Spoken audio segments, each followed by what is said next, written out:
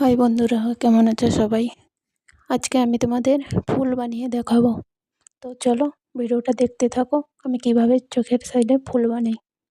তো আমি এটাই দেখাচ্ছি কিভাবে ফুল বানানো হয়।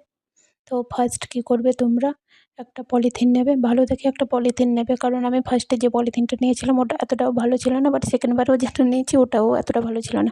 তো পলিথিন নিয়ে নেবে একটা ভালো দেখে, যাতে দেখবে কিছুই হাওয়া যাতে না যায়, মানে ভালো পলিথিনটা হয়। তারপরে পলিথিনটা নিয়ে গিট মেরে দেবে, ভালো করে টাইট করে গিটটা মারবে। গিট মারার পর পলিথিনটাকে কী করবে, উল্টে দেবে।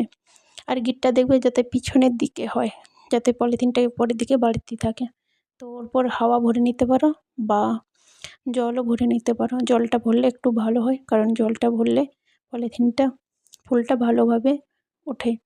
তো জল ভরে নেওয়ার পর কী করবে, ওখানটা পলিথিনটায় আবার একটা গিট মেরে নেবে। তো ভালো করে গিটটা মারবে যাতে জলটা না বেরোয়।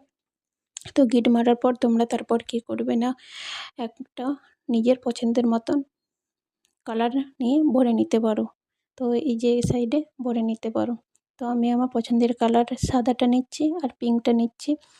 সাদা কালারটা ফার্স্ট মাঝখানে ভরবো, তারপর লাল আর সাদাটা মিক্সড করে ওর সাইডে, মানে সে সাদার পরের স্টেপটাতে ভরবো।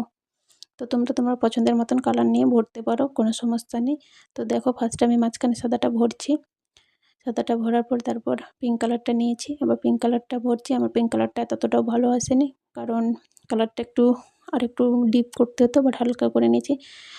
কারণ এই জন্য এই যে চোখের পাতাতে নেওয়ার সময় পিঙ্কটা অতটা পড়ছে না, শুধু সাদাটাই পড়ছে। তো ভিডিওটা কেমন লাগলো অবশ্যই জানিও।